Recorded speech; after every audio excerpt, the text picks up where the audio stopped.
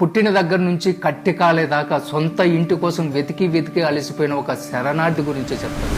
పుట్టినప్పుడు అది నానిల్లు, తాళిపడిన తర్వాత ఆమె మొగుడిల్లు, ముసల్తానం వచ్చిన తర్వాత అది కొడుకిల్లు. మరి ఆమె ఇల్లు ఎక్కడ?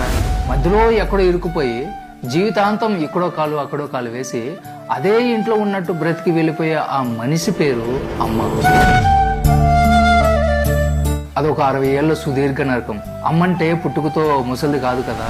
నీకు నాకు పరిచయం కాకముందు ఆవిడ కూడా ఆడపిల్లే. ఆమెకి గలగలా నవ్వాలని ఉంటది, రంగురంగుల బట్టలు వేసుకోవాలని ఉంటది, ఆమెకి ఒక ఆశయం కూడా ఉంటది.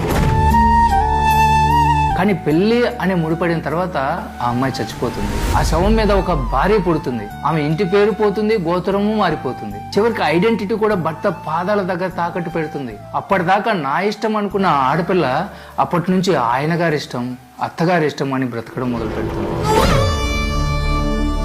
భర్త కోపంతో విసుగులాని మాటలు, అత్తమామల సూటిపోటు మాటలు నిలువున కోస్తున్నా కూడా పల్లెత్తి మాట అనకుండా నవ్వుతూ విసాన్ని మింగే శివుడాను.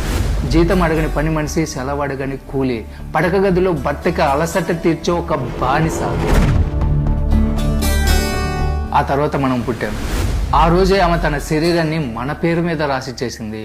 నువ్వు కడుపులో పడగానే ఆవిడికి ఆకలి వేసినా కూడా తినలేదు, అనారోగ్యం వచ్చినా కూడా మందు వేసుకోలేదు. నిజం చెప్పాలంటే ఆమెని కొంచెం కొంచెం నమిలి తింటూ పెరిగిన నరమాంస భక్షకులం మనం పెరిగే కొద్దీ ఆమె ఆయుస్సు అమాంతం హారతి కర్పూరంలా తగ్గిపోతూ ఉంటుంది. మనమే సిగరెట్ లాగా కాల్చి పీలుస్తా ఉంటాం. కట్ చేస్తే కొడుకు పెళ్ళైపోతుంది. కొడుకే ప్రపంచం అని బ్రతికిన ఆవిడికి సడన్ గా ప్రపంచంలో చోటు తగ్గిపోతుంది. ఇంటికి కొత్త పెత్తనం వస్తుంది.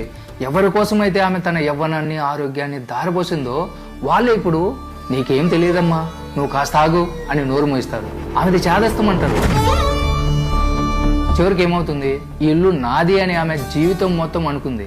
కానీ ఆమె అదే ఇంట్లో ఒక గెస్ట్ లాగా మారిపోతుంది. దిక్కుమాలిన మందు బిళ్ళలు, హాస్పిటల్ వాసనలు, మొహం చాటేసిన భర్త, బిజీ అయిపోయిన కొడుకు విజుక్కునే పోవడం. చివరికి మంచం మీద పడిపోయిన తర్వాత ఆవిడికి చావు అంటే భయం ఉండదు. నేను ఎవరికీ బరువు కాకూడదు అన్న బాధ ఎక్కువగా ఉంటుంది.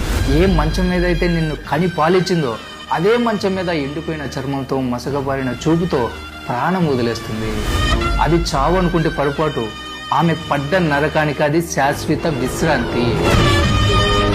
పుట్టినప్పుడు కూతురుగా, యవ్వనంగా ఉన్నప్పుడు భార్యగా, ముసలితనంలో అమ్మల, ప్రతి దశలో ఎవరో ఒకరి కోసం తనని తాను చంపుకుని బ్రతికిన ఆమె నిజంగా ఆమెలాగా ఇప్పుడు బ్రతికింది. మనం రాసిచ్చిన ఆ దరిద్రమైన స్క్రిప్ట్ లో అద్భుతంగా నటించి చివరాఖరుకు చప్పట్లు కూడా దక్కించుకొని ఓడిపోయిన ఒక గొప్ప కళాకారిణి ఆమె.